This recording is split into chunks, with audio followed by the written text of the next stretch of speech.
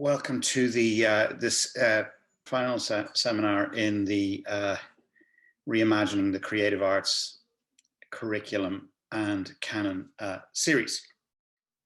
Now, this series, this webinar is presented with support from the National Forum for the Enhancement of Teaching and Learning in Higher Education and NUI Galway. And this is the last of these seminars, and I would like to thank Patrick Lonergan, Professor of Drama here in particular, and Aidan Thompson, who is a lecturer in music, who really initiated this project. And I was happy to throw in 2 cents along the way, but really they have driven this forward with the help of Kira and Sarah online. And it has been quite interesting and revealing and to me.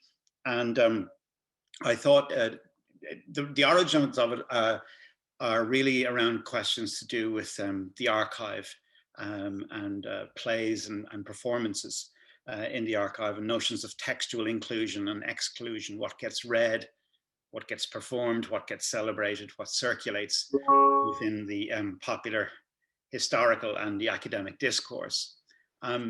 Now, I think at first sight, and at certain points along the way, I've thought that that is a very different space to film.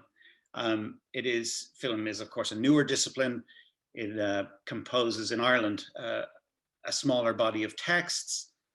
It's a medium that's not so much performed as played, a medium that is more or less available to everyone and accessible, a form without perhaps the same canonical rigidities of theatre or music, or is it? So I think that that's kind of an interesting point of conjuncture to come in. The history of Irish film and the institutionalization of Irish film in the academy are oddly proximate in terms of time and emergence. Of course, there's a longer history there, but I mean, I'm referring really to the post-film board period. And it's odd that sort of Irish film and Irish film scholarship have kind of moved along together in many ways. And we used to have a kind of a smaller, tighter, agreed set of points of departure, I think. And over the last 10 years or 15 years, that's sort of splintered in a number of directions. And I thought it would be really interesting and exciting to begin to have some conversations. And I hope really that this might be the beginning of a conversation rather than the end around the teaching of Irish film or Irish screen studies in the curriculum. So without being in any way prescriptive, I asked each of the speakers who are friends and colleagues of mine to share something of their expertise, their practice and their reflections around Irish film from a number of different perspectives. So this isn't a film theory or a cultural studies seminar, but very much a kind of a reflection on those practical experiences. Hopefully we will turn outwards some questions, some themes, some obstacles that we might carry forward into future conversations. Having said that, I am very aware of the voices and the perspectives and the experiences that are not here today, and I would love to hear from those either today or on some future occasion. So as I say, the beginning of a conversation that might include questions around the current status and health of Irish film or screen studies or whatever it's called, and what should it be called. Perhaps gesturing in the spirit of this webinar series towards questions around a canon of Irish film, if one exists. How did we get it? Is it fit for purpose?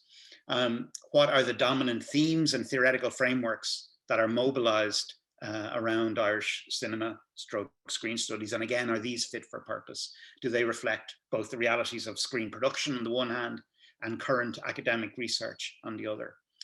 Is the national cinema paradigm still a dominant one? And again, does this limit or liberate teaching? And what more practically then are the practical issues around teaching Irish film and screen studies in terms of settings, distributions, access, questions of discourse, as I say, paradigms and formation.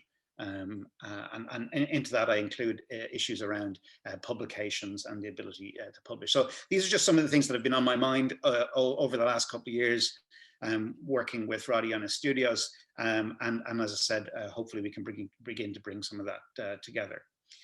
So anyway, today we're, as I say, joined by 4 excellent speakers to contribute sort of some short reflections and experiences from a number of perspectives.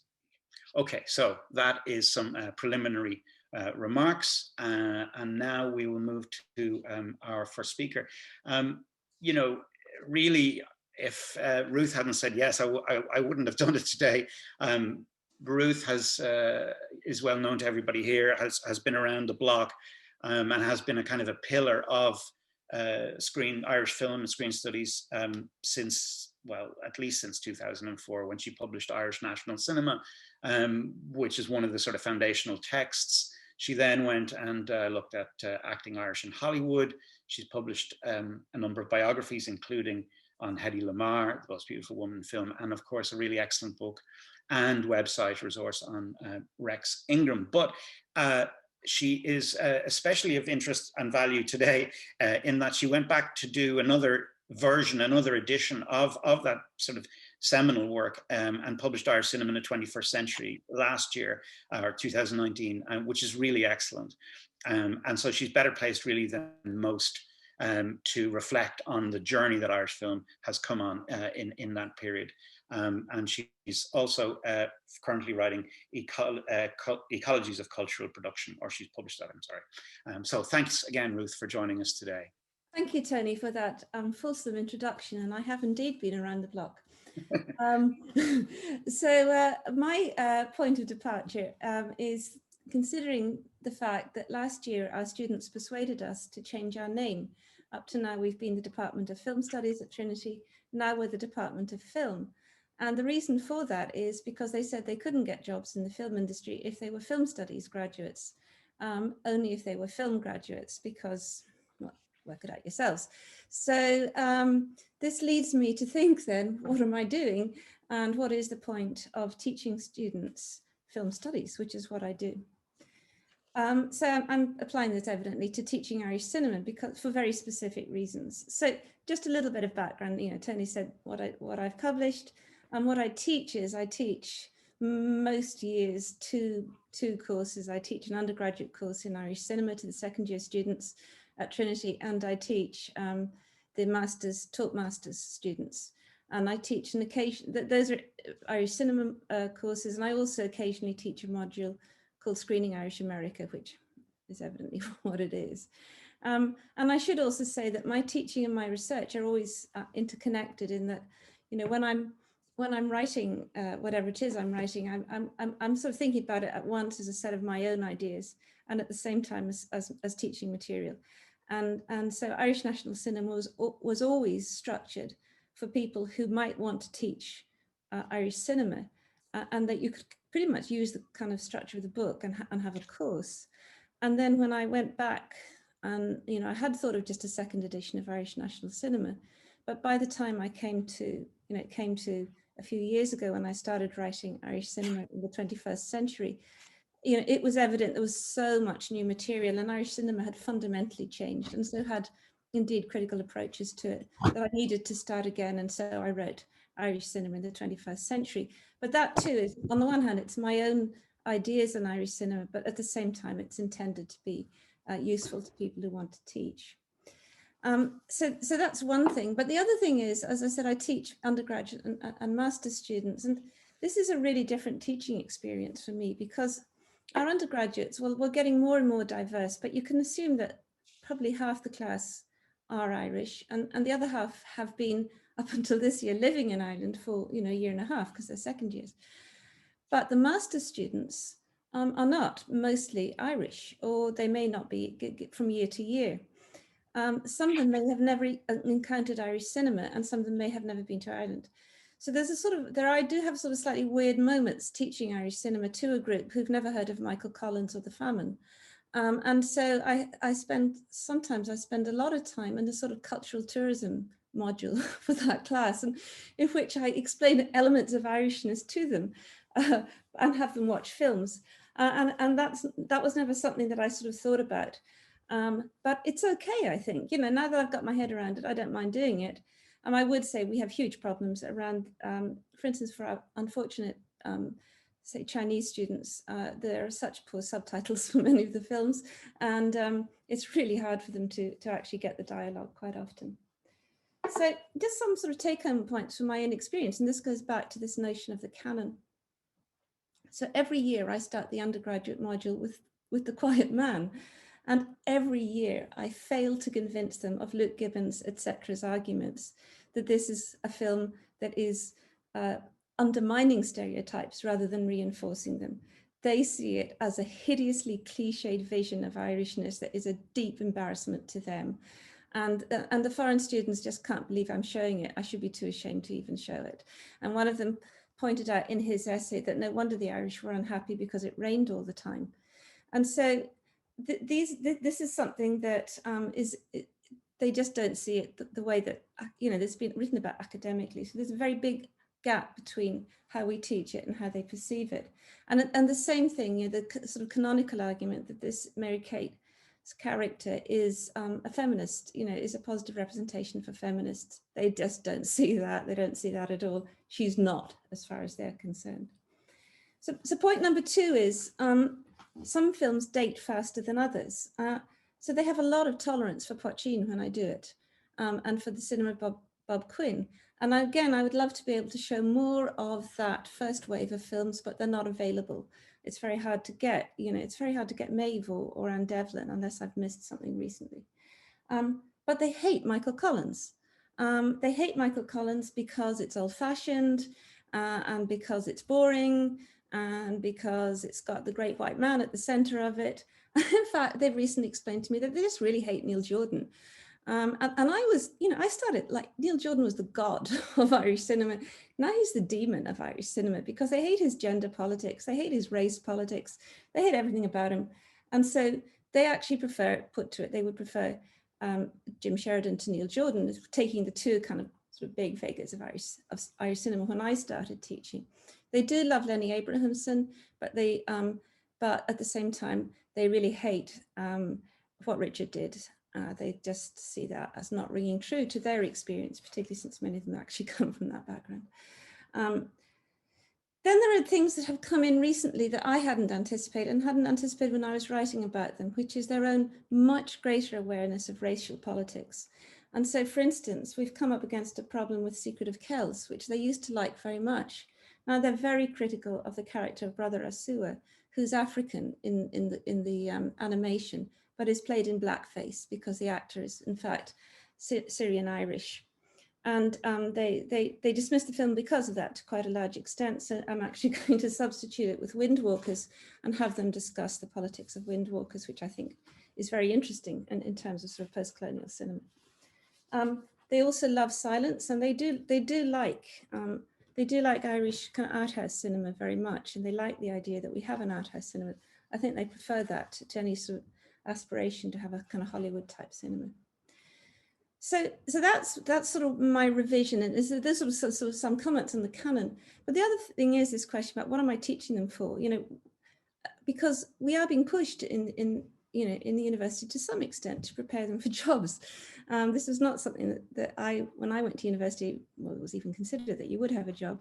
And certainly that when I started, we weren't really pushed about that. That wasn't something we were sort of considered to be thinking about. Now we are being pushed about that. On the one hand, we're being pushed from the university. On the other hand, we're being pulled from industry, which is saying you are not producing graduates who are skilled enough for us to employ. So, get with it. And I've discussed this with, the folk and element. And I said, I don't see how we can prepare them to be employed by you. We have to have a bridge, right, between us and you. But I have been working, I've always written actually with the industry in the background of what I've done. And I've always considered issues of, how financing affects the content even of the films. But as Tony finished by saying, I have been working, I worked with Dennis Murphy, who is a graduate of Roddy's, on this project, Ecologies of Cultural Production, which was funded by Creative Ireland, and was it was a sort of snapshot of the industry. I won't go into it in detail here, but we looked at how people got careers in the film industry. And I also really enjoyed working with Dennis because Dennis, thanks to having done his PhD with Roddy, he's a political economist. He's not a film studies person. And so I've had him in to give talks to the students on the political economy of Irish cinema, and what he does is, in fact, this year he had the poor unfortunate MPhils watch the first episode of Smother, and he then talked to them about how it had been financed, and they were really interested in that. And when he does similar with the undergrads, they're really interested in that too. So I think I need to build a little bit more of that into my teaching curriculum, so that when they do look for jobs in the Irish film industry, they understand what it is, rather than just what it produces. But I'm going to finish up with sort of finally, I think I'm just about at my time up. So finally, just to say that our students, because we have always combined film practice and film theory, and we have a 4-year course, so we have plenty of time to do it, and we now have single honours as well. So we have students who are only up to now, they were joint honours, they were doing something else, but now they're single honours. So they can spend a lot of time with us, and we can really, you know, do a lot of work with them. But they can, for the last few years, we've allowed them, they had the option of writing a screenplay as their final piece of work. So rather than writing a dissertation, they write a screenplay, but it has to be accompanied by a piece of critical writing, which links the sort of academic learning they've done with the creative writing that they do. And so many of them, to my huge interest, in fact, have written Irish screenplays. And what they've done is they've drawn on their experience of watching Irish films and studying them with me and really thinking about them deeply to find gaps or to find things that they think are wrong with Irish cinema and to write screenplays that fill in those gaps.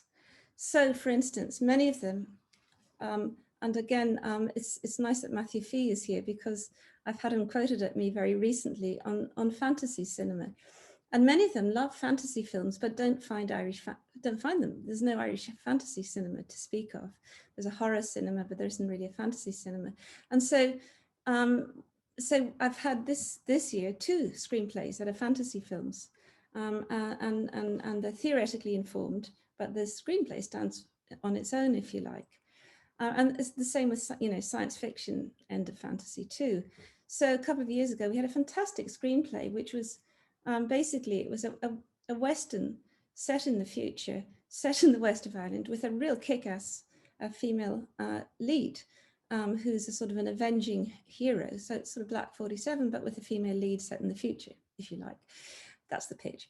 So they are drawing, therefore, on what they've learned in my class, which is a texture and analysis-based class, to prepare themselves for writing Irish film scripts.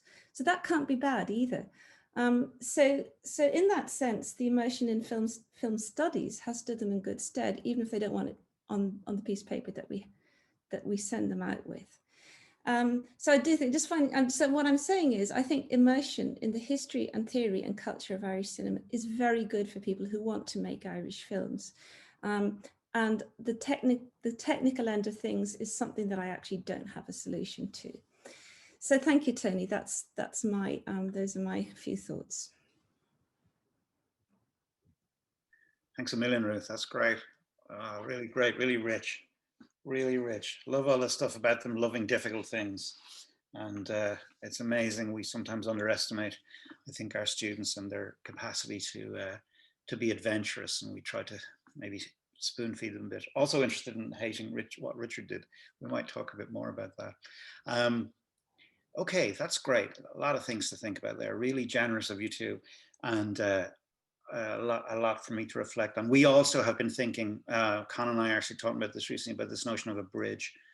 And that question of the bridge is more urgent and important than it ever was. We could at once remain at a distance, but we can't. And it's really interesting to see how you've been thinking about that. And the removal of studies is interesting too. Studies have become a dirty word. Anyhow, let's move on. So what I thought I would program, if you like, or what turn to next was the archive, and Kaz. Kaz is head of the Irish Film Archive and has done extraordinary work there and really dragged it into a well, not dragged it, brought it into a world-class facility. And she's going to talk a little bit about that. And I know that a lot of the people that I meet on the road and around the place have issues around what is the archive, what can I access, you know, what does it do, and so on. So I thought it would be useful at the very least, to hear some of what Kaz is doing. And Kaz is also interesting in that she reflects a great deal on the process and the work of the archive. So Kaz, I hope your Wi-Fi is still working, and I hope you're still with us there. I am indeed, Tony. Thank Right, you. right. And thanks a million for inviting me today. I will be doing a PowerPoint, unfortunately, but I'm going to try and also be reflective about what we do and bring in some of the points that Ruth has mentioned. So in terms of the Irish Film Archive, I think it is useful to give people an understanding of the work that we do. We acquire, preserve and make available Ireland's moving image heritage. So obviously we aren't directly involved in Irish screen studies, but you can see there that we refer to Ireland's moving image heritage as opposed to film heritage, even though film is in our name. And that's because we look after a lot of television material as well. So our collection is quite a hybrid. We go back to the very beginning of film. So unlike the point that Tony made earlier, where people are looking at since the first film board, we really take in every element of film from the very first films that were made by the Lumiere brothers right up to material that hasn't been yet released in the cinema or may never be released in the cinema. We try to reflect all facets of Indigenous filmmaking, both commercial and amateur.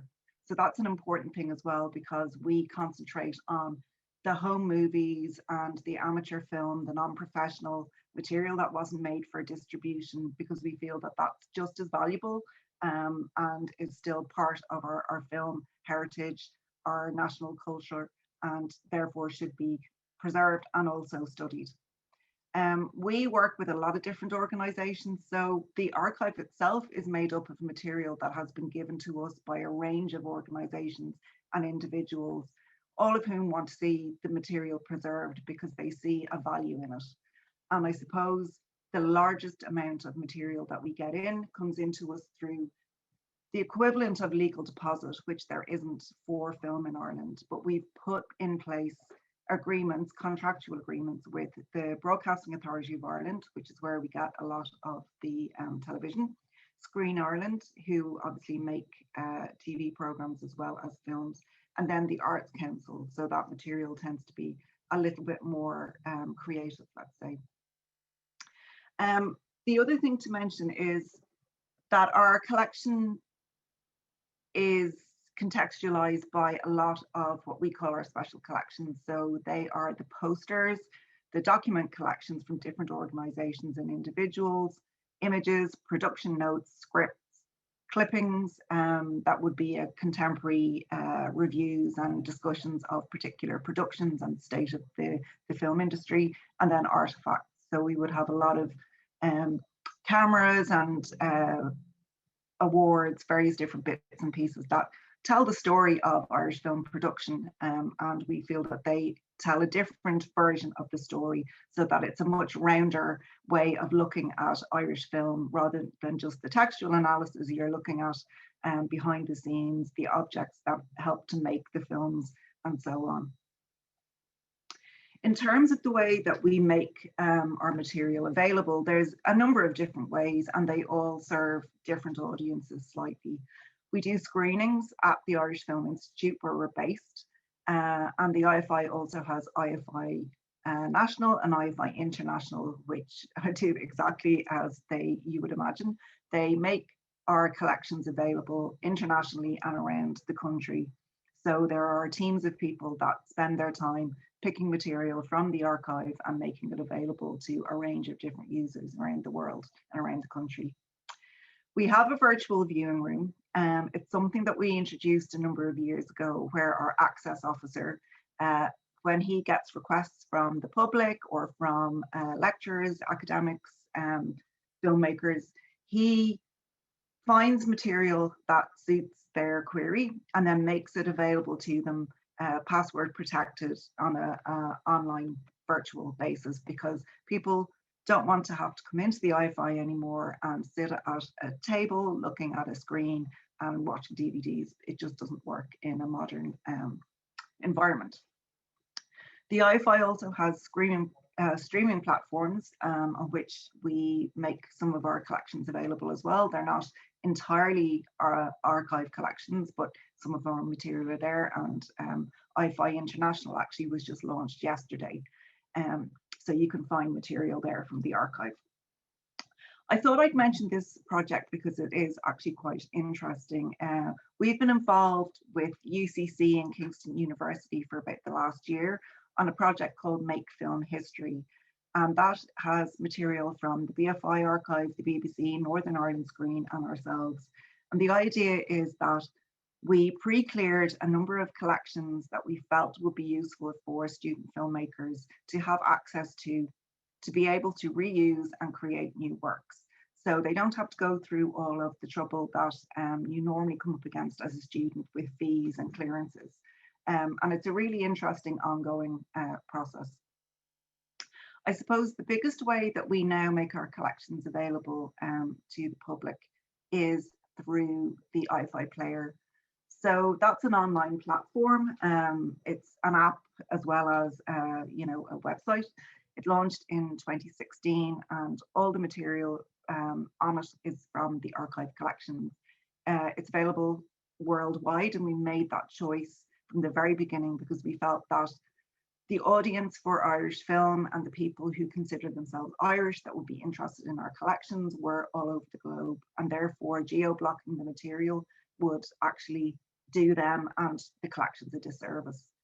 We curate and contextualize the collection, so it's not like YouTube, we don't just put them up there. We make sure that we have other resources, people speaking about the material. We curate it into collections and try and give people different routes into it, because we feel that that is part of our role, and it's important to do that. At the moment, we have 681 pieces of content and 21 collections. So quite a lot of material, but obviously there's a lot more in the archive. And almost 40% of our visitors are from outside of Ireland, which is quite interesting.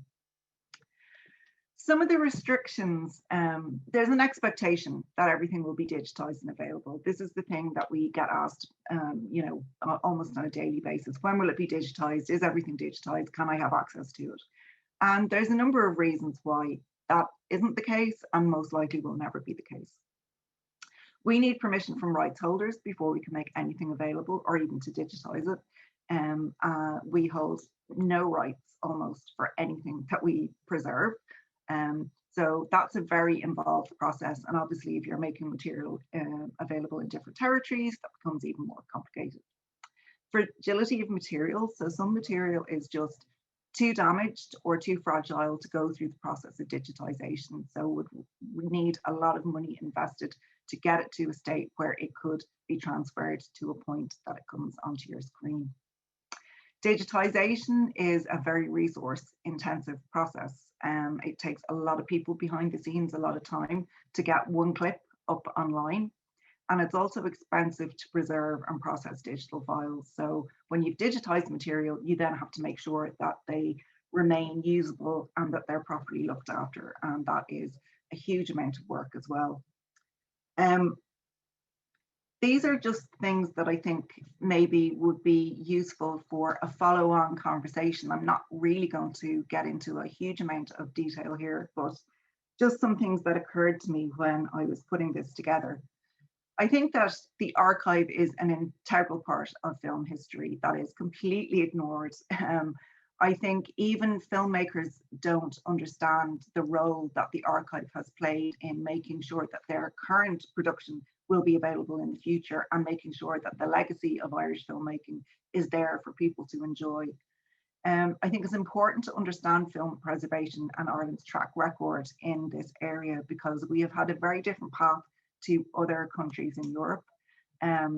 We came very late to film archiving in the 80s when other countries started in the 30s, and we are the only archive in Europe that isn't fully funded by the state. We get 25% of our funding. So that gives you an idea of how important film heritage institutions are to the government. I think media archiving is very underrepresented academically. Actually, to train to be a film archivist, you have to go to America or the UK. I think there's a hybrid course in Amsterdam, but there's very, very little training out there. We did a module with Maynooth University for a couple of years that was for a master's program where we taught media archiving, which was really interesting because it gave people a practical hands-on understanding of what happens in an archive and how difficult preservation actually is. I think that the benefit of having the academic theoretical understanding of film, but then the practical understanding of how you actually make sure that it's going to be available into the future for people to study is really useful for a number of different reasons. It's very useful for people who want to work in the industry. If they want to be a researcher, they understand how the archive works. If they want to be a filmmaker, they understand how to go about getting clips to incorporate into their work. So, and it also tells you a lot about the work that has been done and almost the randomness of how some material has survived and other material hasn't, and a lot of the background in that. And I think, as the European Union say in their recommendations on cinema heritage, that it is important that archiving and preservation is part of any film policy in any country, and in our country it isn't at the moment. So I would encourage my colleagues in academia to think about, you know, really digging into what archives do to, you know, give that grounding to their students. And I'm just going to finish off with a couple of slides, if I can get there. Oh yeah, there's a couple of links there, just in case people are interested to go and learn a little bit more about any of these things. Great, Kaz, thank you so very much. And I'll come back to some of those links later on. And I can only reiterate and echo what Kaz has said there. We had a really wonderful experience this year because I've always been interested in this Peter Jackson film, They Shall Not Grow Old, and I ended up having 3 guest speakers in different occasions come in and talk about that, and it was so enlightening. It was a little bit like Ruth said earlier on about political economy, digging around the edges, moving out from the text, and in this case explaining not so much about how the text circulates but how it continues to exist or not exist, is actually really, really, really rewarding, and students really, really respond to those questions, as Kaz says, of value. And in fact, Kaz came and spoke with us, and that statistic about 25% of her work only being, you know, there's a kind of presumption that the government, as one of my students said, there's a presumption that the government looks after everything, you know, and that's a presumption that is not to be taken lightly. So we'll come back to some of those points, and very well made, and some of those extra reflections at the end, as well as the information that has shared there. I hope people find valuable, stimulating, and of use. Now we'll move across the water now to my good friend, Dr. Matt Fee, lecturer and director of the honors program at Moyne in Syracuse in New York. Matt is a terrific teacher and researcher of Irish film, media and visual culture. And he's presented and published in Irish film widely, documentary, horror film and fantasy, as Ruth said. And most recently has an essay on Mary McGuckian's Words Upon the Window Pane in a new collection entitled Screening Contemporary Irish Fiction and Drama. And as I said, he's taught classes and modules in Irish cinema at a variety of colleges and universities in different departments. And he is currently completing a manuscript on Irish cinema and the fantastic. I asked Matt, would he come along today and take us out of our small bubble, our small island, and maybe help us understand what it is like to teach Irish cinema in a non-Irish setting. What are the challenges, what works, how does he do it? And how does he keep students who may have little or no experience or indeed interest in Ireland engaged? So Matt. Great. Thank you so much, Tony. And thank you all. Really appreciate the invitation and delighted to have the chance to chat with you all today. So I've taught seminar-long courses on Irish cinema at 3 different colleges and universities here in the US, LaSalle University, Syracuse University, and now Moyne College. And I've also taught modules and guest lectures or more limited classes that have incorporated discussions of Irish film into everything from intro to film analysis classes to courses on European mass media. And I'm actually currently teaching a number of modules on Irish film within a course under the rubric Irish Stories at an institution that actually has an Irish literature minor. So these courses and modules have been housed within communications and English departments, as well as currently an honors program that stresses interdisciplinarity, which I think is interesting, just hearing Ruth talk about her students and what the goal is. Interdisciplinarity is the goal of the class that I teach, so it's very much about using film alongside other texts, which I can talk about later if folks are interested. But you'll notice across all these instances, as circumstances would have it, none of these occasions have been within film or film studies programs. And however, I would note that this says less about Irish cinema than more so the location of film studies in the academy. But a question for another day, possibly. My own introduction to Irish cinema was nevertheless actually in a film studies program, in a graduate program, a graduate seminar actually taught by Luke Gibbons at NYU. Incidentally, he opened the seminar with The Quiet Man. And when I was completing, it was when I was completing my PhD coursework at NYU in cinema studies. But even there, the seminar wasn't singularly framed as a course on Irish cinema. It was called Word and Image, Film, Literature, Irish Culture. So I provide this introductory overview to start by saying that it's not simply what we mean by Irish cinema that proves to be varied, but the very contexts in which we, through our teaching or research, attempt to engage with such a concept that proves similarly wide-ranging, complex, and I would actually say invigorating. That said, across these, there have been some constants to my experience with teaching Irish film that I like to share. And they involve two things. They involve expectations and archives, is sort of what I would put it underneath. So first, regarding expectations, regardless of the format of the teaching context, I found that while students' knowledge about Irish cinema is rather limited, they do tend to have a lot of ideas about what Irishness means. And I absolutely believe that's a key part of the unique popularity of Irishness in American culture and society, that there's these expectations. So in my classes, we begin by discussing those expectations. Just very simply, what do you expect to see? What do you expect to hear? You're going to see Irish film. What do you think that's going to involve?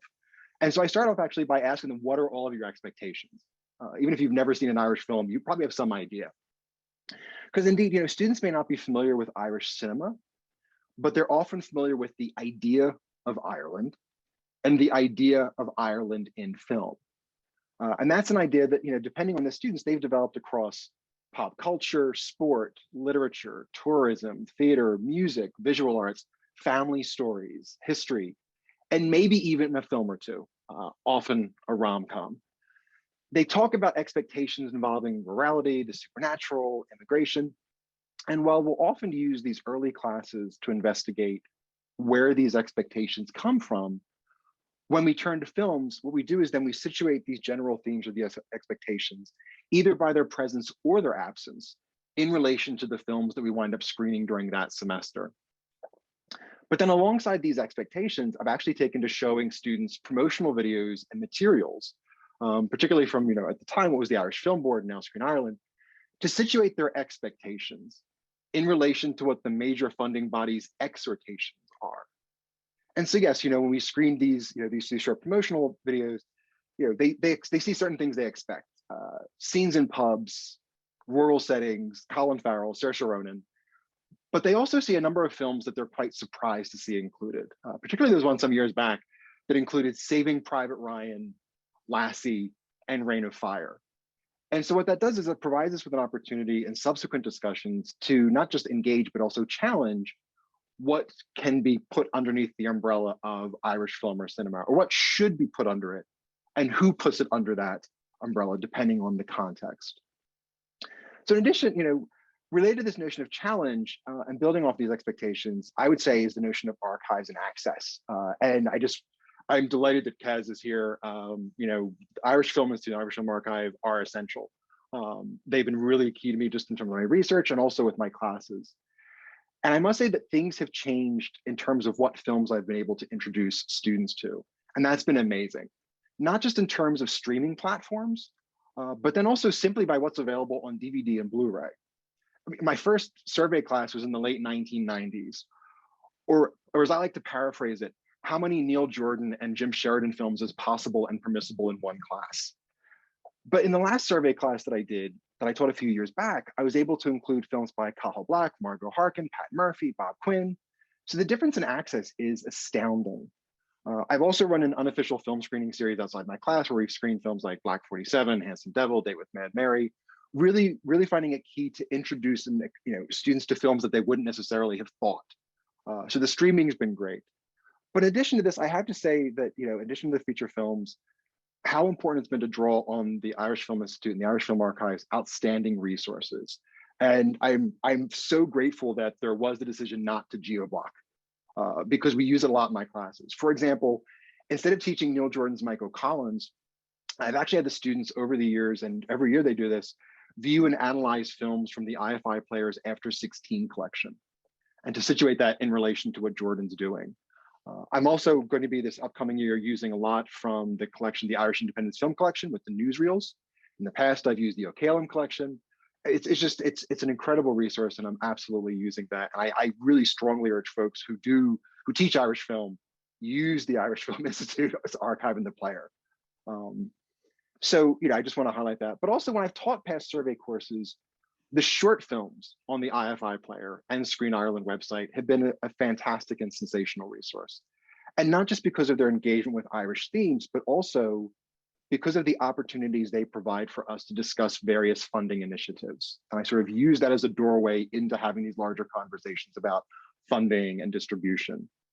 And not to mention that, just generally speaking, it's often more feasible to have students new to film, new to screen studies, to actually view and review and re-review short films as they develop more general skills of film analysis. So using those films for that. And while such pedagogic exercises may ostensibly revolve around text, it's important then to push the conversation outwards in order to discuss what students do and do not have access to, precisely because this becomes a way of engaging with larger questions that go beyond expectations, that go beyond thematic concerns, and bring in considerations about funding and distribution. Using the Irish Film Institute's online collections is an excellent way to have these wide-ranging conversations and to provide other visual materials for further context to the films themselves. So teaching Irish cinema in this way, in a way that engages initial expectations, but then explores where those expectations come from, in a way that engages with texts, but then explores where those texts come from and where they're going, I say brings up a host of paradoxes and tensions that I think compel students to realize that there's often more questions than answers when considering a national cinema in general, let alone an Irish one. So I'll stop there and I look forward to the conversation after. Okay, great, Matt. And I'm so delighted. I'm sure that Kaz is thrilled to hear what you've been doing there. That's so interesting. We used the collection recently. We were teaching a mini module on documentary, and one of the great things about the collection, and I'm sure you do this a little now too, Matt, and maybe Ruth, is it's a kind of a pedagogical shift in the sense that we set them free to go and find things, and then come back and present, right? So it's as Kaz says, it's sort of pre-curated. There's a kind of a, there's a frame around it, and whereas our job would once have been a bit top down, we can now create space within the curriculum to set people free to discover. If you said like that After 16 collection is really great fun, isn't it? There's a lot there. And also it sort of teaches different skills, I suppose, as well, but within a contained framework. So that's great, Matt. I'll come back to a couple of other points. So now I'll turn to my final panelist, who is Roddy. You will know Roddy Flynn. He's an associate professor at the School of Communications in DCU and editor of the annual Estudios Irlandes film review section, which we kind of got going about 15 years ago, or maybe longer, I don't know, which has been a kind of an interesting experience for both of us, I think, for lots of reasons that we could reflect on. He has written widely on Irish media policy in particular, and is a particularly expert in that. Is co-author with John Horgan of Irish Media, A Critical History, and with me of the second edition of the Historical Dictionary of Irish Cinema. So I've asked Roddy to bring what is always his original perspective and lens to these matters. Thanks, Tony. I suddenly feel pressured to be original. But I was going to do two things. I was going to briefly talk about the way that I have taught Irish cinema, which is from a kind of political economy perspective. And I won't dwell on it too much because I think actually everyone has kind of already validated that way of doing it. But I mean, I'm not a textual analysis kind of guy. And I suppose the reason I've always thought that that is a good way to approach things is that my understanding of Irish film history has been a kind of almost a kind of a history of state policy, because you know it is the inaction of the state in Ireland from the 1920s up until the 1980s that largely contributes to the fact that we didn't have a film industry in Ireland at that stage.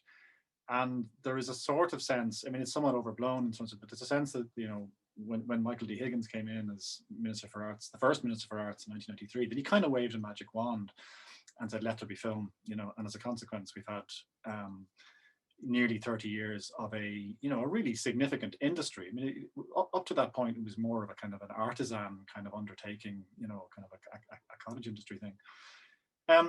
But one of the reasons I think the political economy approach is particularly useful is that it changes your understanding of what is on screen. I mean, I was delighted that Matthew kind of mentioned there that we would include under the rubric potentially of Irish screen media things like Reign of Fire and Lassie, texts that kind of most people just kind of wouldn't see as being Irish in any way, shape, or form. And I mean, in the work that you and I have done for a long time, I think we thought about Irish screen media as referring to, or Irish films as kind of being divided into two.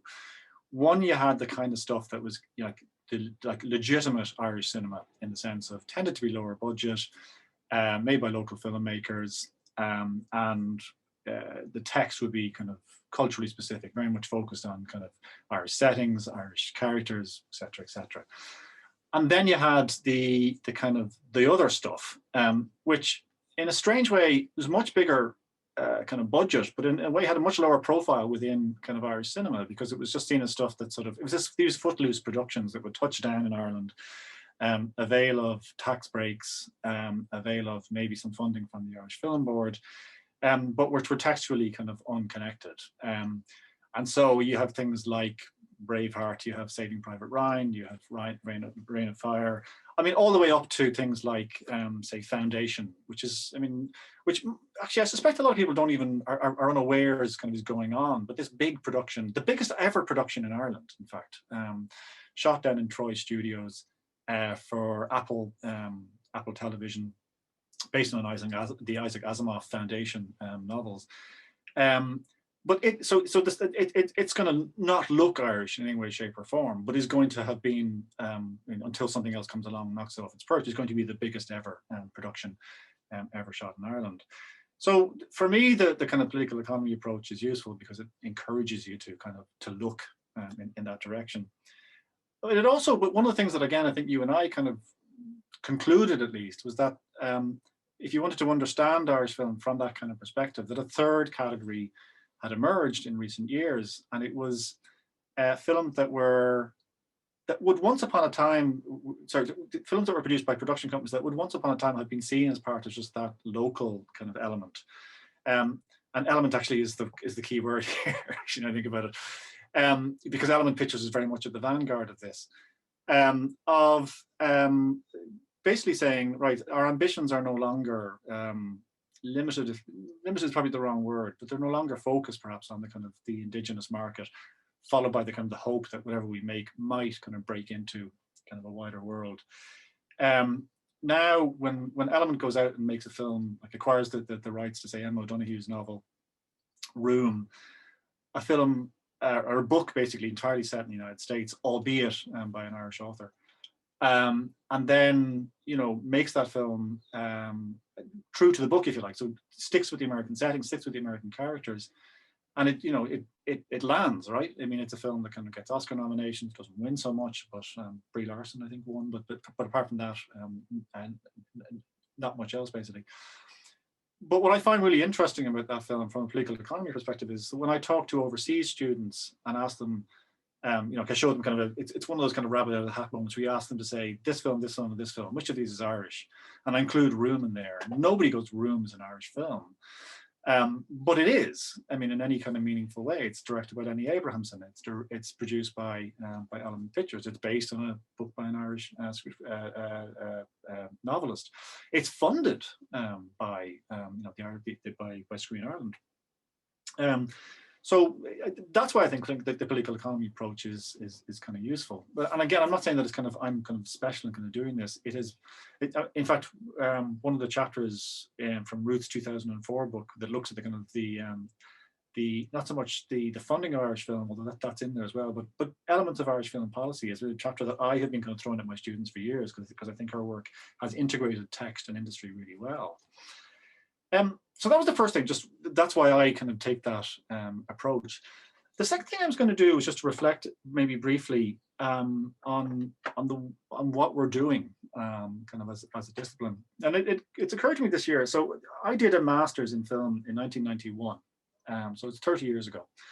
And it was the first ever master's in Irish cinema offered here in Dublin City University. And I kind of never left, to be absolutely honest. So I did a PhD afterwards and then kind of came here as staff. And when that master's was offered in 1991, it was sort of broad but shallow, I think would be the one way I might describe it. So it's a one-year taught master's, and we continued offering that in some form or another up until last year. And I'm in a slightly liberated position at the moment that we didn't offer the master's in any way, shape or form last year. For, if I'm absolutely honest, for pragmatic reasons. We just weren't getting the numbers. We hadn't gotten the numbers in the previous year, and there was a sense of kind of, right, like whatever we're doing is not appealing to people. And so in that first year, it was, I think, theory kind of heavy. It had people like Luke Gibbons kind of teaching on it. So there was a focus on kind of Irish national cinema was in there. But there was also, I think, a smattering of introductions to the industry, such as it was in 1991. And again, this is before Mike D. Higgins comes along. In 1991, the biggest thing that happened in Irish cinema was Far and Away. And Far and Away was a kind of a thing that touched down and then went away again. I actually remember the figures. The total budget for Irish filmmaking in 1991 was 44.5 million, of which 41.5 million came from Far and Away. So the rest of it was spent on a handful of tiny little projects. So we just weren't making films at that stage. And when you did Irish National Cinema in 1991, you could pretty much do everything in a module because there were only so many texts. I mean, inevitably we did The Quiet Man, right? So it was kind of, it was inescapable. But then the industry just exploded. And, you know, you went to, I mean, I've stopped counting at this stage. I tend to sort of roughly say to students, oh, you could be looking at anything from 400 to 500 texts. I suspect the figure's closer to 1,000 at this stage. I mean, I noted kind of Matthew's point about it's great that we can access kind of much more stuff. But when we are doing the Estudios thing every year, one of the great challenges is simply to establish what just happened in the last 12 months, right? Because there are people out there who are making actually pretty much legitimate feature films for between 1,000 and 10,000 euro. And that should it be part of the canon that we look at or not? But the challenge, just going back to kind of thinking about where teaching is going, and I don't have an answer to this, by the way, and I've been kind of struggling with it. The challenge is to try and, I suppose, keep up with an industry, because back in 1991, it was enough to kind of to give people a kind of a wide view of how global film industries worked and how they worked on a kind of a local level. And that was probably enough to get you into the industry, such as it was at that time. And if I look around at the people who did, you know, that class in 1991, they've ended up working in the film board. Kind of subsequent years, a lot of people went into to teaching. They ended up in production companies. But I would wonder if the same thing would be possible to students who would have graduated in the last couple of years, simply because of the professionalization of the industry and the demand that it now has for, you know, levels of expertise and kind of, I suppose, specific expertise that, if I'm honest, I wonder how we could legitimate that as being, as being part of a course that we might offer. Because my sense is I would love to do a course on, say, well, I wouldn't love to do it, but I can see why there would be an appeal to a course that included a module on, say, film accountancy or legal aspects of film. But my concern would be is we would teach 20 people in 1 year, we'd fill that class, and then we'd sort of be, well, that's all the industry really needs for now, So my concern would be to kind of, if you instrumentalize it kind of too much, that actually in a market the size of the Irish film market, which is still not that enormous, that maybe you wouldn't be able to go on for too long. And so in thinking about relaunching some kind of masters in the coming year or two, I've actually started going back to the idea of doing what we were doing in 1991, but almost in a purer way, and just saying, maybe we should just be doing theory. Maybe we should just ask, is that actually something that, I think it is legitimate, absolutely, in itself. And by theory, I would include political economy as being part of that. But I'm starting to actually think maybe we shouldn't worry too much about the industry. It's not part of what we do as part of a 1 year taught masters.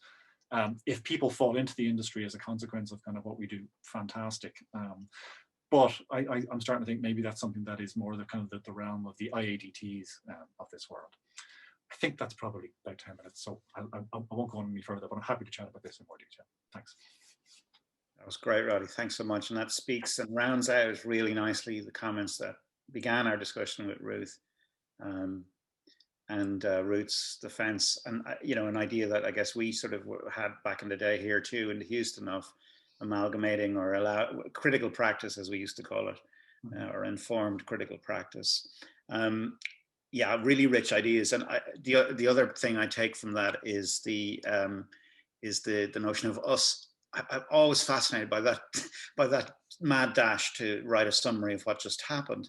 And it is an amazing exercise. Films we have these long phone calls with each other, and we watch a bunch. I was like, gee, this is pretty good. Did you hear this? Did you hear that? Just keeping up with that content has become a job in and of itself. And a lot of it is not to do with quality. It isn't even often to do with distribution. It's really simply about space and time. And there's probably an argument that there's just too much being made, but this becomes very problematic, of course, when you're teaching a 12-week course, and you're trying to balance all of these different issues, and gender has become a major issue in all teaching, and finding gender balance in there, and what gets in, what gets out, and then issues of diversity as well, which will come, I think, increasingly to the fore. And not to say that you could do a whole module on Irish documentary now, which would be of a very, very high standard, or nonfiction in any case. So, okay, great. We've had a little bit of chit chat going on in the box. It's now 4 o'clock.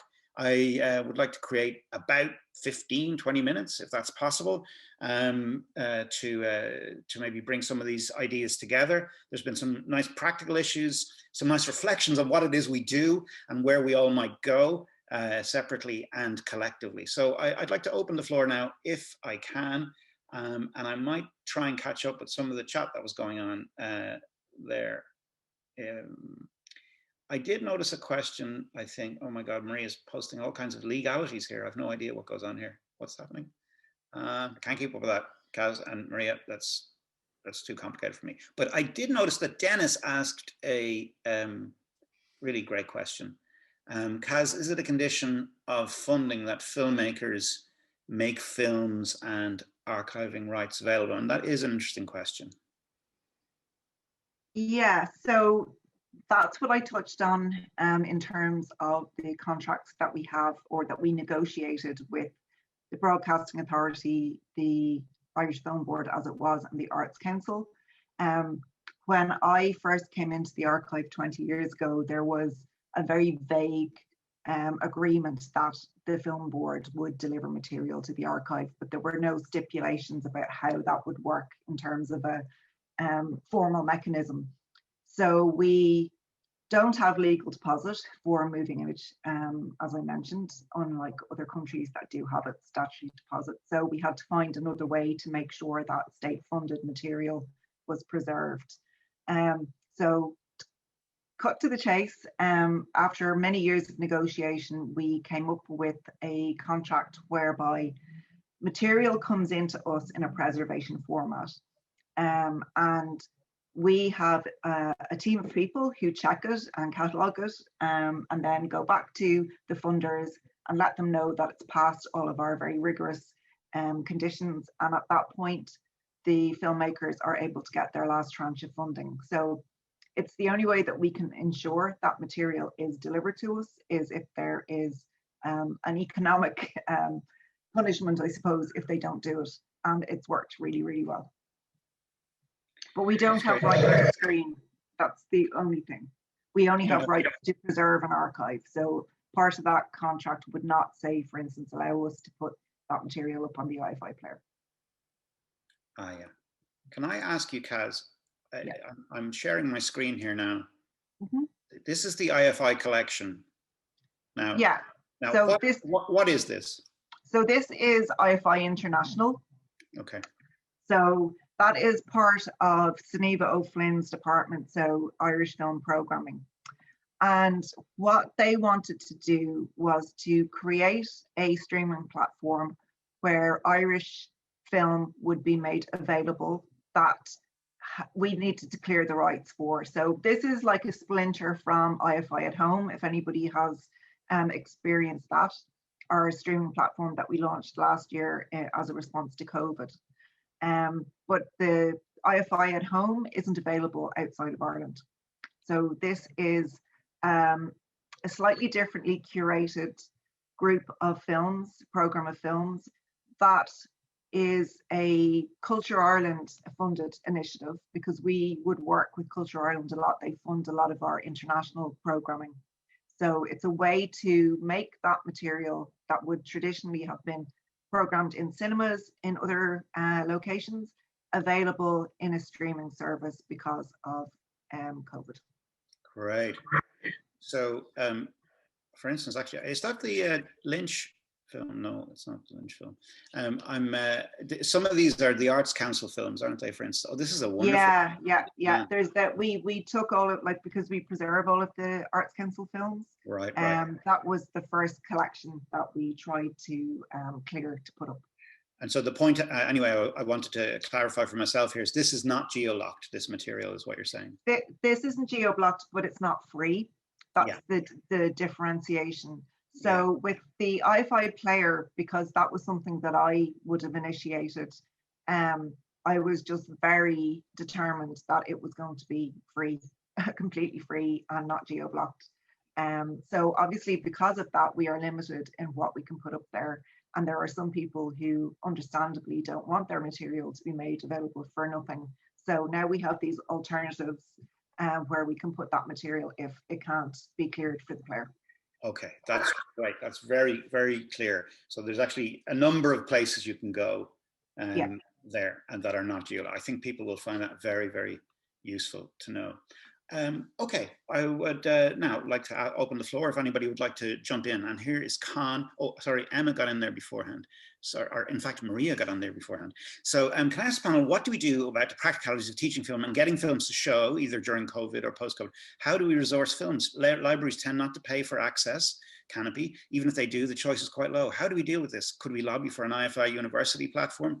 How do we deal with significant cost of streaming rights? So this is a big issue, isn't it? You know, about sharing in an online environment films. And I don't know how Ruth managed to deal with that this year, or maybe she doesn't want to say. No, we took advice from the college solicitor, who said that since we held copies of these DVDs on DVD in the library, we could put them up on Blackboard via Panopta, and we put every course, every module outline now has a thing saying you may not download this, you may not upload it, you may not stream it, you may not, this is simply yours to consult as if you were in the library. And we've had no problem with that. And so, as I say, we cleared it with the college solicitor. That is absolutely fascinating. So it was very straightforward, in fact. Wow. And is it, so it's watermarked, is it? No. Or, no. No, you just have to what's the word? You know, turn it from a DVD into data, and then you just upload it. Wow.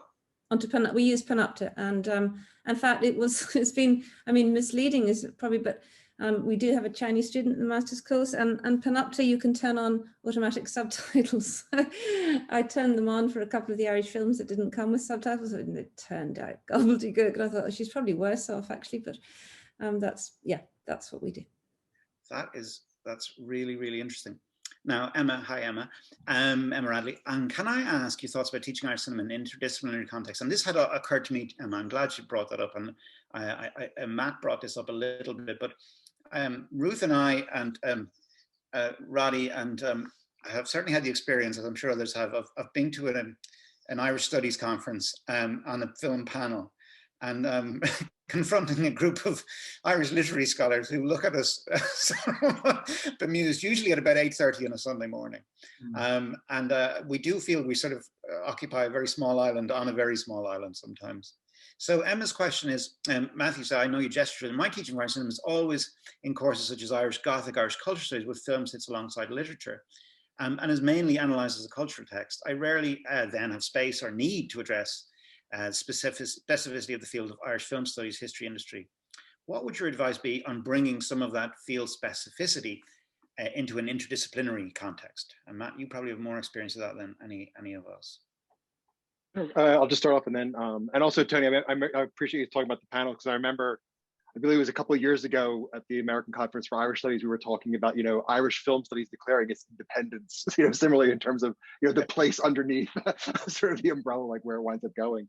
I would say, and thanks for the question, Emma, I'm very fortunate in that, the context which I'm teaching the class is in an honors program of which I'm the director, and the courses are very general in the sense of what the outcomes are, so you can bring in the various texts that you want. And so I've been able to bring in a significant amount of film into there. What's interesting is that, and I won't go on too long with it, it's a class that's in the English department called Major Authors. So the way we sort of started doing it was, this is how you can sort of, bringing Jordan in, since Jordan, you have the novels and short stories.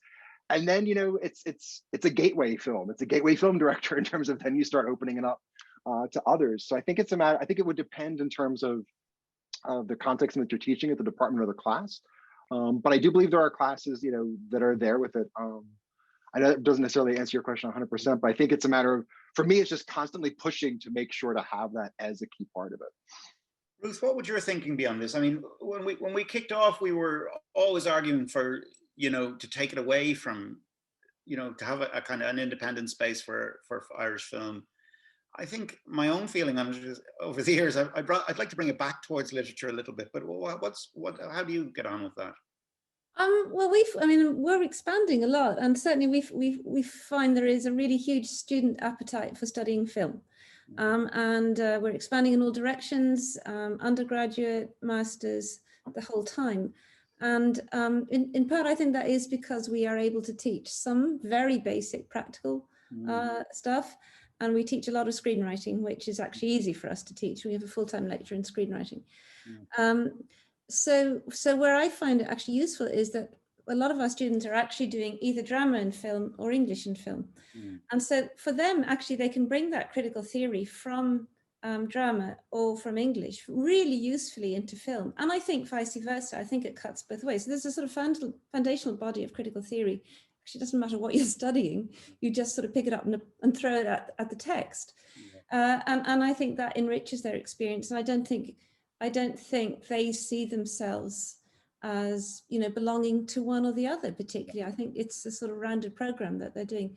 But then, as I also, said, we have now got a single honours program in film, which is actually quite unusual in Irish universities. That does enable us to have students who only want to do film. And I'm really impressed by those students who've come in. I mean, they've obviously been film buffs since they were teeny. And the knowledge they have of film is absolutely staggering to my mind. So for them, film is a very specific discipline, and that's what they've come to us to study uniquely. Yeah, I'm not sure we answered your question there, Emma. Thanks for that, Ruth. It is difficult to try and balance all those elements and try to do it all in one module. And I think you're probably doing the right thing, as long as you kind of attend to some of the limitations or specificities of the medium, but certainly industry might be a bit much to try and bite off. Con says that I do and actually follows up nicely. Thank you, Con. I do believe we should defend the legitimacy of teaching film studies. It's up to us as educators to defend the value of theory and critical reflection to both industry and student parents. I found that once we enter into dialogue with industry, people are receptive to the argument that our job is not to produce students who are set, ready. We've been having some of those conversations lately. And I think that's true. I think that's absolutely true. It's, you know, we should have confidence in what we do. We do what we do well. And I think people like it when they encountered it. Patrick, thanks. Great presentations from everyone. This is a serious question that might generate unserious answers. Thinking particularly of Wild Mountain Time. Oh my God, you've taken us there already. Do you think, do any of you teach Irish films that are hated or scorned within Ireland itself? Ruth mentioned a couple at the top there. I think Quiet Man. We'll probably have to keep going with the Quiet Man, I suppose.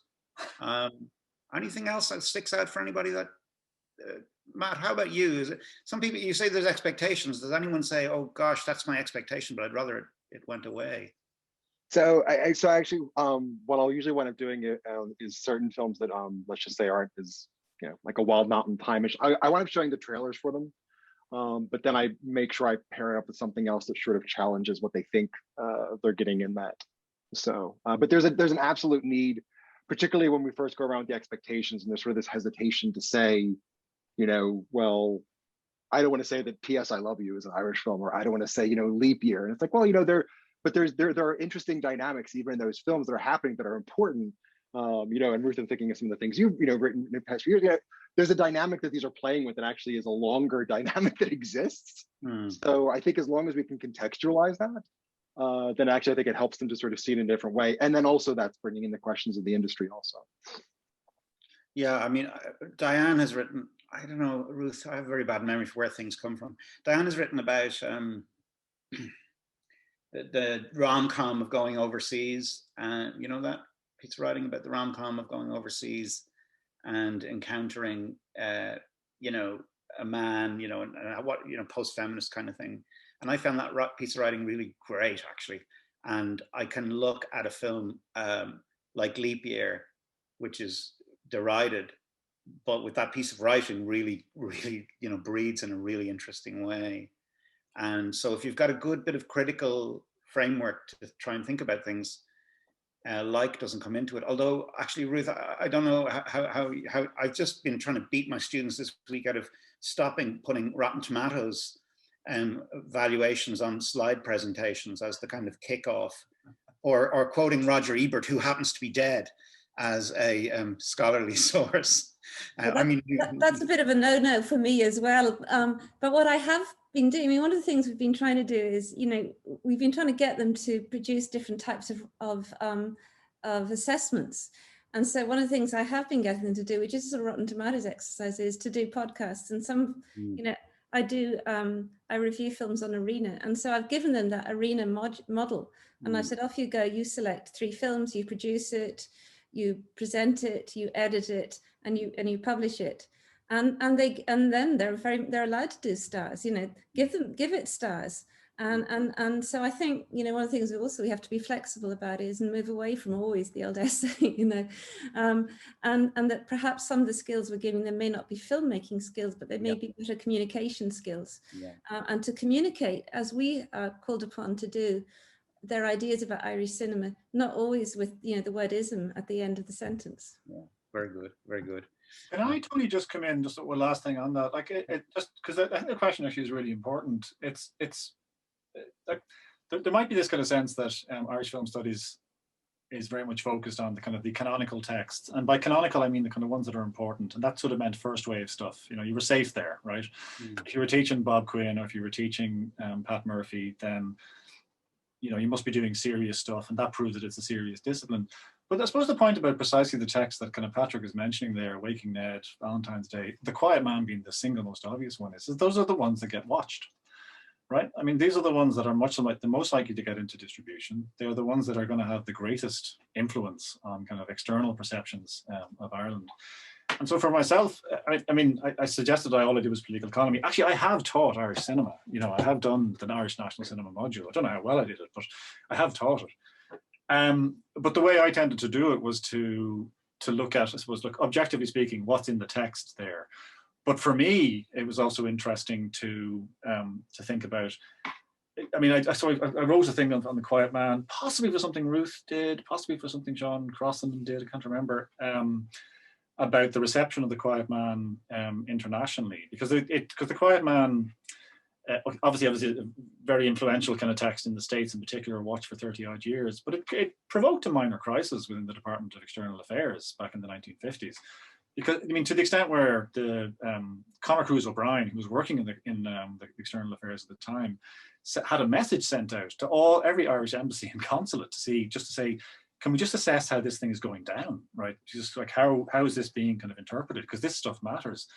And I mean, the reason we know it matters is that 40 years later, the head of the IDA wrote about the quiet man problem when it came to selling Ireland as a kind of a location.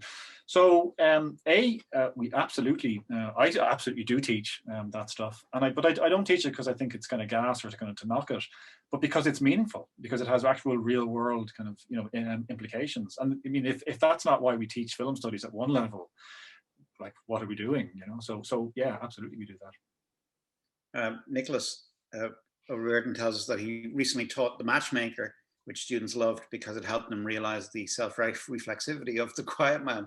I think that's really good. And Cassie said, we certainly have affection for the quiet man, the archive. And I thought it said has a plague of it outside its door, but in fact, it's a plaque. There is a plaque for the quiet man outside the door. Yeah. I'm wondering if the Quiet Man is the only canonical text. In fact, is there anything else we absolutely must have on every Irish film course? I'm wondering about that. The Quiet Man, yeah, Quiet Man. And Brooke, I think it was Maria said that she taught Brooklyn, or somebody said they taught Brooklyn on a media and gender course recently. And I've taught that, and it went down very badly. And I will never teach it again, thank God. I don't have to put up with that. Last time, this is Fiona Bateman, the Quiet Man for students at the summer school, they were outraged by the gender-based violence and not outraged by the stereotypes. And I guess there's a whole book in that the stereotypes seem tongue-in-cheek, but there's no sense of irony in the gender-based violence, which is, it's a big trip up. Emma teaches shrooms every year, which I doubt many people do. How it's received depends on, of course, fine on Irish Gothic, hated on Irish cinema. Yeah, and I guess it's really the questions you put to a text and the frameworks around it that matter as much as the text itself, what you're trying to do with it. Okay, great. I have many other points and so on, but I might just ask if there's any more questions there before we finish up. I suppose one of the things I was sort of wondering is where would, if people were going to reimagine an Irish film course, where might they go with it? What might they put in it that they don't do now? Has anyone been tempted to completely throw it out the window and start again? Roddy, what about you? What do you think you would do with Irish cinema if you start off your MA again?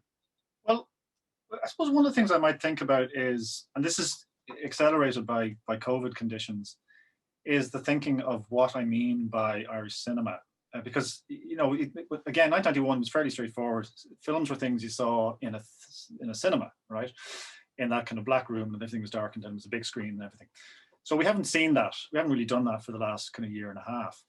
But on the other hand, we had kind of not stopped doing it, but we had obviously begun to segue away from the large screen to small screen consumption with the arrival of the video cassette recorder, right, in the 1970s. And like as early as the 1980s, any given film, even if it was really successful in cinema, it was going to be seen, it was going to be more watched at home than it was going to be watched kind of on the big screen. And then the streamers came along. And then it's sort of, right. So this is where, like, and they started funding films. They haven't funded an Irish film yet, but maybe that's around the corner. And I'm sort of kind of going, is it worth maintaining the distinction between the forms anymore, or should we just call it Irish screen? I'm not really sure anymore, but I'm wondering how meaningful the distinctions are. In fact, I'd be very interested in other people's kind of thoughts on this. So should normal people be taught alongside Frank, or not Frank? Frank's not even the best example. Should it be taught alongside Smother would be even more tricky, wouldn't it? You know, or Smother, or yeah, whatever it might be. Like, is there a meaning? Is it worth maintaining that distinction anymore? Yeah, that's a great question, and goes to the heart, really, maybe, Ruth, of where you started off with, you know, this long journey you've been on. Yeah, I agree, and I mean, we have discussed renaming ourselves again, from, you know, Irish, from film to film and screen media, or something, you know, something like that, because we actually also teach a lot of new media. What's called new media is no longer new media, but and that's what the students are, you know, they're watching, you know, Korean cooking programs and whatnot, and they want to write about them, and they do very well, and we have, you know, a full-time lecturer, basically digital culture and theory. So I think that I actually don't think I don't think we should merge them all into one in terms of Irish film and Irish TV, because they are really, really different. And the thing about taking out normal people, it's not representative of Irish television. Far from it. I wish it were. And in fact, you know, probably Smother is much more representative. And I know this is going to go on YouTube, but I could not get beyond the first episode of that. And so I think there is another course, which is Irish television. But I don't think we should be too I don't think we should jump to make ourselves kind of cool by saying, you know, we don't really do cinema any longer because it's old hat. And I think we should be still pushing them, in fact, to go to the cinema. Yeah. Yeah, La Hinch Noir. Oh, melodramas. Everybody just screamed. Yeah, that was an extraordinary. We should have maybe a whole episode here on Smother. I haven't been out to talk to anybody. We kind of watched it every week because we couldn't figure out what was going on. So we kept going back. And then I wondered if that was the nature of La Hinch Noir, not understanding and keep going back. Don't knock melodrama. Sorry, Dr. You can do melodrama next week. It's difficult not to see the value in at least referring to Dairy Girls while discussing films about the Troubles. Indeed. Indeed. There's no easy answer in that. Well, yeah, and I mean, I've written about the Fall. I've published an article on the Fall. So I don't, you know, I don't not write about TV, and I'm very happy to bring TV in, but I don't think I think we need to be really careful to keep film at you know, if we're film scholars, I think we shouldn't, you know, try to say, oh, actually, I'm really just TV, you know, or it's all the same. It's not all the same. No, it isn't, but sometimes I see stuff that is filmic, or that is regarded as a film, which I actually think this is actually really television. I mean, for example, Rosie strikes me as a good example of this. It's a piece of work I really like, as a matter of fact, but its ambition is small screen, I think, but it was a film. And so I mean, it's filmic in length. I guess it's about 90 minutes long, right? But it looks like something that was shot for television. It has no, and I really like Paddy Brannock, director of Shrooms, kind of as a director, but it didn't really feel to me like he ever thought this is a thing that needs to be seen on a large screen. It would have worked just as well on a small screen. And that's where that kind of, I think I find the boundaries, like why do we think film is important, actually? I mean, I'm looking at Ruth kind of right now, but I'm throwing this out to everyone. Like, why defend the 90-minute form, you know, as opposed to the episodic 6, you know, or whatever, 12 episodes by 30 kind of form? Why is that? Why is it important to distinguish that form? Well, you're not the only person asking that question at this particular moment in history. That's on the front page of Screen Daily most days of the week. I suppose maybe I'll come to some sort of conclusion here with Patrick's throw in. Can we do more to build links between theatre scholarship and film scholarship? I guess we've probably done a little bit of this, but a lot of the same people are working in both industries and similar preoccupations, like The Quiet Man or The Ferryman, or and I do have some sympathy with this. I think that's what I was gesturing towards earlier, in that I was thinking about this in relation to Emma's question about interdisciplinarity, and I'm sort of in the mood for a bit more interdisciplinarity, I think, despite what Ruth suggested. I agree with Ruth too. I mean, I do think that there was something, to answer Roddy's question, for me, Roddy, it might not be the notion of the filmic. You know, all those things have sort of been washed away by technology in a way.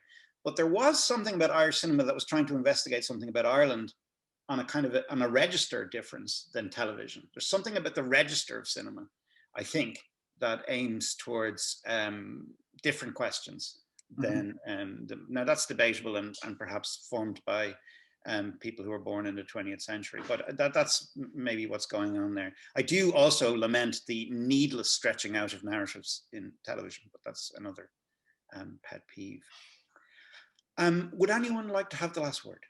Matt, since you're all the way in America, you may get the last word here on what you would do if you were dreaming up a new film, Irish film course. What would you like to have the time and effort to do now? I would really like to bring in more television. This is something where, you know, but I really enjoy bringing in the overall visual culture. I really enjoy bringing in, you know, Sean Hillen's artwork and photography, and I think, you know, looking at it a span that way. So I would bring in television, but also then expand the other visual materials I'm bringing in. But, you know, at heart, I'm always cinema studies. So, you know, I would still keep with that. But I really think expanding it would be a way to do it. Ruth? Can I just say something? And it actually cuts across Kaz as well. I think we should be doing more TV, and I don't necessarily, I mean, I think there should be two modules, right? One on film and one on TV. But one of the things that's always been a problem about writing about TV is accessing it. Yeah. And particularly, I know that RT has a better archive than it used to have. But for many people who want to teach television, that material isn't so readily there. There also isn't the scholarship there, and perhaps if we have more TV courses, and particularly at master's level, we'll produce more people doing PhDs and more people writing about it, and that'll work better. But I don't know, Kaz, about the archival situation around Irish TV, because it seems to be not nearly as rich as film. As I said, we get a lot of television in because that's what the Broadcasting Authority mainly funds, but it tends to be a very specific type of television. And you're right about the access implications.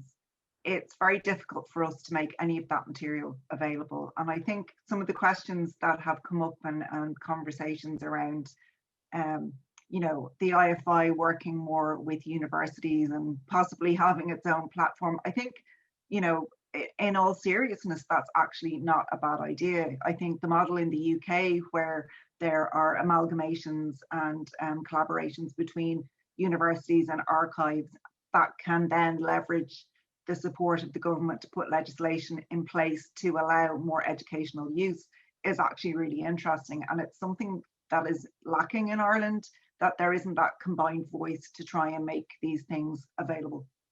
Yeah, I mean, I was thinking about this the other day in regards to Paul Dwan's miniseries Amber, or some of those things that came out, even Bachelor's Walk, I guess, or some of the things that came out from pre-Element or early Element, all of which had decent ambitions and decent enough budgets, but have really disappeared. And as you say, Ruth, you know, if they're not there, you can't look at them in a way.